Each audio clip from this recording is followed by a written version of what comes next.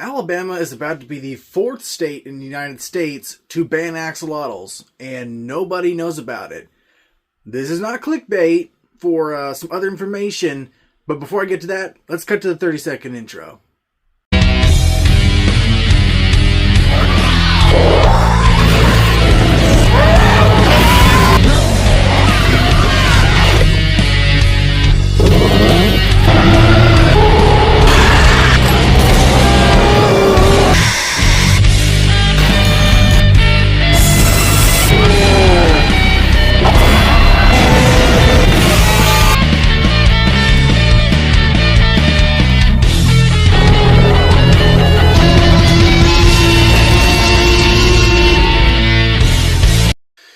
Now, within the past week, we salamander keepers have been hit with another really huge brick.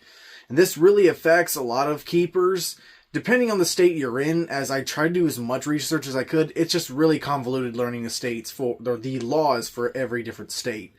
Specifically for my state of Alabama, the ramifications are very bad, and we're probably going to have to look at possibly taking this to the courts in order to get the laws changed in order to essentially not be criminals. However, let's put that on hold and let me read off here everything so you can understand this better. So this all begins, and it starts with a ruling in 2016 by the U.S. Fish and Wildlife Service, who posted an interim under the Federal Register of 81 FR-1534 under the authority of the 18th, I think it's Circuit Court, USC, yes, Circuit Court, 42A1, to add 20 genera of salamanders consisting of 236 species to the Lacey Act of injurious species, effectively banning importation and exportation of said species.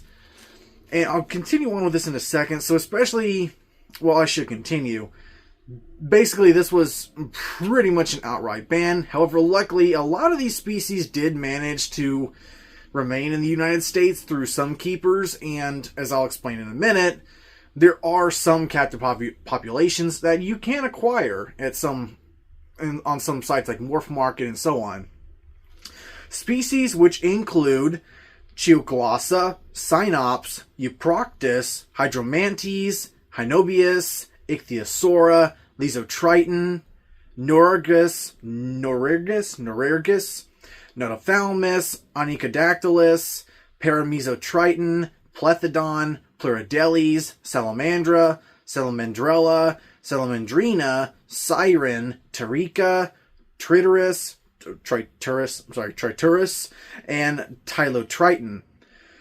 And notably, if you notice the scientific name of Cynops, this is a big reason as to why you may not see fire-bellied newts in pet stores anymore. When I was a kid, you could go to the pet store and buy a fire-bellied newt for like $8 to $10. They're very inexpensive and really beautiful pets. I loved when I had about 2 in my whole life, fire-bellied newts, and they are amazing, beautiful little animals. And hopefully one day I will get to breed them. It's one of my lifetime goals, is to become a salamander breeder.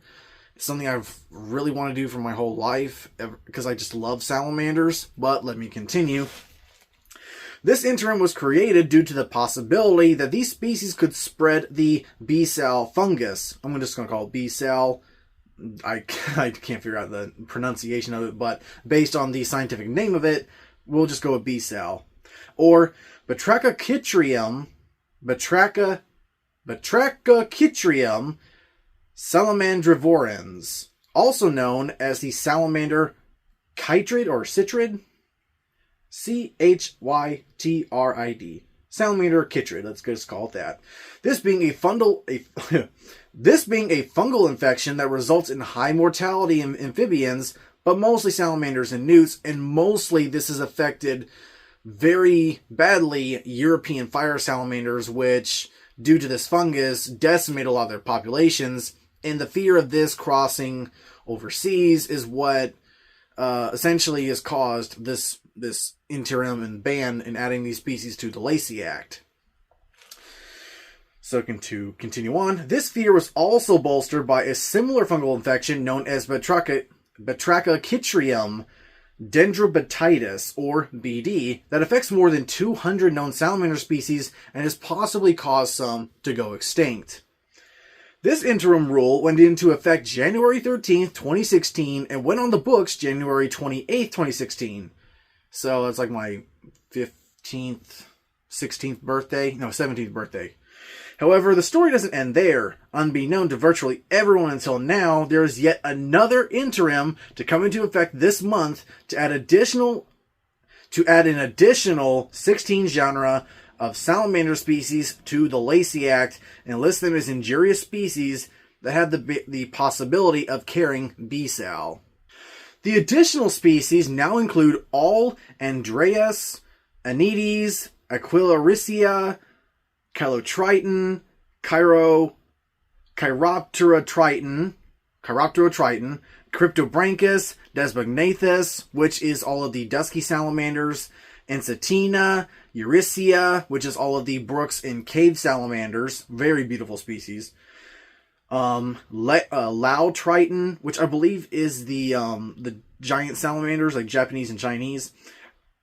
Omatotriton, Pachytriton, Proteus, Pseudobranchus, Pseudotriton, which are all of the red salamanders, another very beautiful species, and the family Ambystoma, which includes all of the mole salamanders. So your marbleds, your spotteds, your mole salamanders, your tiger salamanders, and most notably, this would include Ambystoma mexicanum, which is your axolotls. No! No! No! No, no, no, no, no, no, no. Wait. This new interim will go into effect on January 25th, although I've seen varying dates of this. It varies from 25th to 27th, but this is the one listed on the Federal Registry, so I'm going with January 25th. However, comments can be made on the Federal Register, that is linked below, and it is linked below, and will last until March 11th, 2025. Now, you can basically list your comments there, opposing the rule, doing the best you can to see what can go forward. However, I will say, as I'm going to continue on with this, that's pretty much impossible. Getting the federal government to change its decisions is far harder than, say, a state or city level. So once they have something in their mind, it's pretty much going to happen. So USARK, or the National Association of Reptile Keepers, did try to fight this ruling back in 2017 in National Association of Reptile Keepers Incorporated versus Zinc, but lost. They lost the case. However, it was made clear that interstate travel was legal. It was constitutional. This is why we can pretty much still carry species from state to state. I don't know to the extent, though, but I'm pretty sure you can basically, like, different species, which I think I explain in a second, the Lacey Act. Now, this new interim does state that interstate travel is still legal. So, say if these salamanders are on the Lacey Act, we still can carry them from state to state, which is good. That means nothing really changes, like I said. However, it's also kind of wrong, as many states look to the Lacey Act to judge what animals should be banned. And it's really sad. It's kind of similar to the whole Florida situation. Oh, here we go again. For some reason, like right now, we are dealing with Arctic freezes in Alabama here. But all of our laws, well, some of our laws, basically reflect off of Florida because we are a neighboring state. The only problem is Florida is a subtropical state. Pretty much the entire United States is not, except, Hawaii or Puerto Rico. But it really doesn't make sense. In some cases, like the tegus, like we can keep iguanas here, but we can't keep tegus. Mostly due to all of the fear-mongering in Florida, which, don't get me wrong, tegus are a problem in Florida and should be dealt with as best as any Floridian can, either by killing them, eating them, whatever. They're eating alligator eggs, native species. They need to be dealt with. But I've always been a permit person. I've always been on the side of, let's get permits, let's not outright ban stuff. But in Alabama, unfortunately, there was an outright ban, I believe, in 2019. So now I knew a lot of people who had to get rid of their tegus because they were made illegal and they were not grandfathered in. I know a lot of people that tried to get grandfathered in and they weren't. So they had to get rid of their tegus. And in turn, they actually took in a lot of iguanas that came from keepers in Florida because they could no longer keep their iguanas, which really sucks.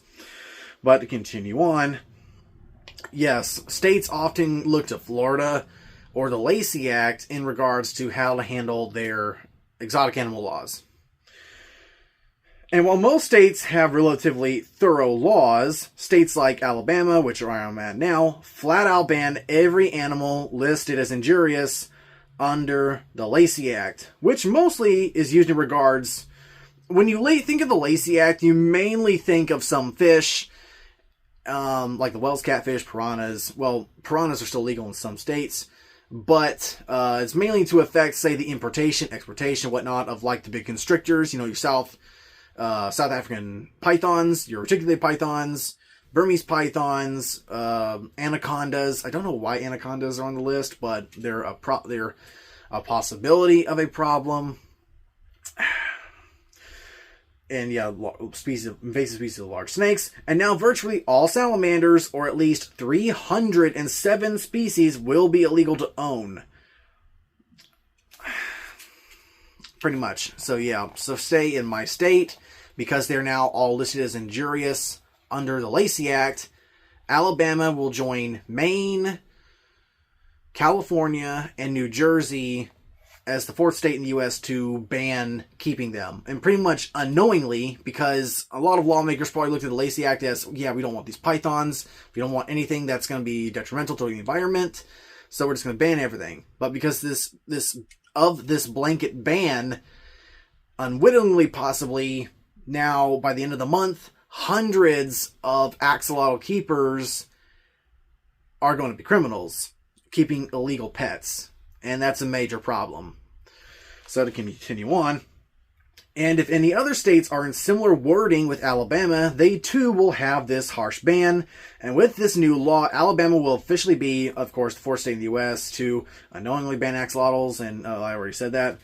As for solutions, there's really only two. I've already stated the one before, which is, and yes, while it doesn't affect most states, interstate travel, a lot of people don't just blanket ban everything on the Lacey Act. For a lot of states, this isn't a concern. For most states, you're pretty much okay. You can keep your axolotls, you can keep your marbleds, your duskies, your spotteds, your tigers, everything, except also in Alabama, which, for whatever reason, the eastern tiger salamander is listed as a prohibited species. So I can't keep easterns, but I can keep westerns. But, however, would be to either help the new interim to be abandoned, which is near impossible because it's the federal government and they do not like to waiver anything. Although they did get that little caveat that we can interstate travel due to the 2017 ruling. The other thing specifically for Alabama and any other states that just blanket their laws on the Lacey Act, would mean we're going to have to take this to a state level and try and get the laws changed. And that is easier said than done. As I think, yeah, right here, Clint's Reptiles, I love his channel, he's really cool. Recently had a similar challenge since until very recently, his home of Springfield, Utah, basically had a blanket ban on all reptiles because of the wording in the documents, whatever, in the town, city. So pretty much everything was illegal. And luckily, he was able to get some friends in the city council, whatnot, and they were able, and he has a live stream on his channel talking about this, they were able to finally get some more understandable laws on the books, allowing them to keep, some reasonable animals. And it was even hard for him because, you're trying to get these laws changed, you're trying to be educational and help everyone to understand. Problem is, you got these boomer lawmakers, they don't like snakes. And they're very apprehensive to trying to help reptile keepers like us to help our hobby. Which, In all honesty, this is just my thoughts. It just doesn't make any sense. These stupid laws, like the Tegu ban. I've always been a permit guy. I think you should be able to get easily get attainable permits so you can be a legal pet owner. And I just hate all of the excuses. And this is going off of like the salamanders for a second.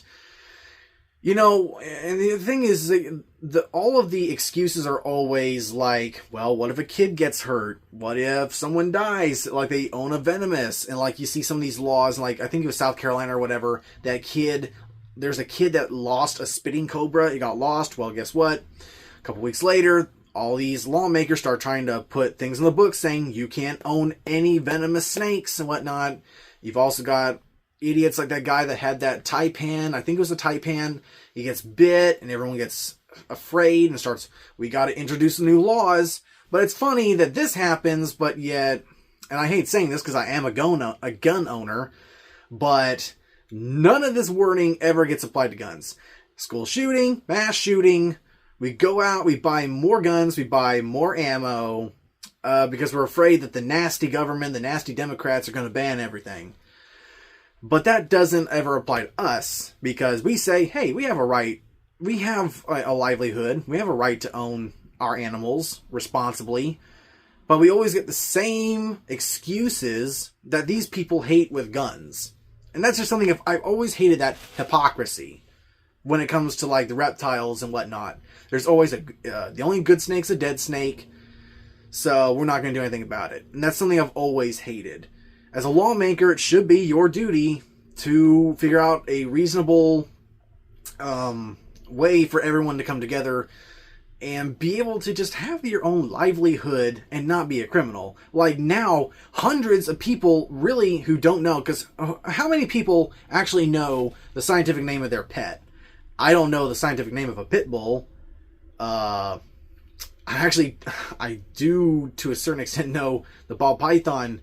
Like Nira here, her scientific name, but I just can't remember right now. But I do know my salamanders. I have a mole salamander and a marbled salamander. They're all I've got left. But how many people know that? And now, so many people unknowingly are going to be, their pets are going to be illegal. And what are they going to do about it? You know, you wait till your animal dies, can't get a new one. It stifles breeders and whatnot who were legal before. It just really sucks. Just other dumb laws. Like, you know, in Alabama, I can own any crocodile or caiman I want. I can own a Nile crocodile and no one can do anything about it. But I can't own an American alligator. I can buy a farm-raised American alligator for less than $200. And I can't own it because it's a native protected species. Doesn't make any sense. Snapping turtles. Snapping turtles are a protected species. I can legally buy one for less than $100 from a breeder in Texas who, you know, breed them. And I can't do it because they're protected. And it's just always dumb. And now, just kind of spreading the word here about this ban. I don't mean for this to go on for too long because there's really not a whole lot of information. I've explained the Lacey Act. I've explained the whole situation with B-Sal. So a lot of species from outside the United States we can't get anymore. Pretty much anything that you can find within the United States that a breeder is making, like the fire-bellied newts, some different species of newts, and some like the fire salamanders. There's some people breeding fire salamanders, captive bred. And those are the only ones you can get. We can't import them pretty much anymore. So what we got is what we got. But the main issue is what we're going to have to face is these bans. I don't know every state. I tried to study as much as I could about every state. But unfortunately, it's very convoluted depending on your different wording. Because I know in North Carolina, apparently you have to have a permit to own a red-tailed catfish or an anole. Or an anole is what people call them. I always call them anoles. You gotta have a permit for a brown anole. And yeah, it just sucks. Just stupid laws. But the only way we can manage to change this one, at least in Alabama, like most of the other states, like I said, you guys are pretty much okay. In Alabama, we're screwed until we figure out something else. Now, most places, I want to say they're slow to catch up with the laws or whatnot, but it's better safe than sorry. And we're going to have to, Alabamians, axolotl keepers, salamander keepers, especially me. I love the family Ambystoma. I love mole salamanders. My dream was to breed salamanders to promote like a healthy captive population.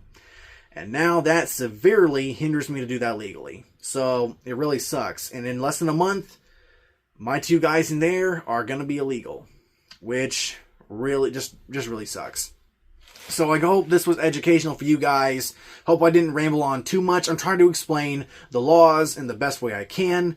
The Lacey Act, BSAL, all that, how the laws usually work. It's just very unfortunate, and I hope that the title wasn't too much of clickbait. It is true. And another problem with that is laws are always changing. Like I said with the venomous snakes, once a problem arises, it's almost instant go for a full-blown ban, and that's almost how it always is. And unfortunately, all I can say is we're going to have to take this probably to court.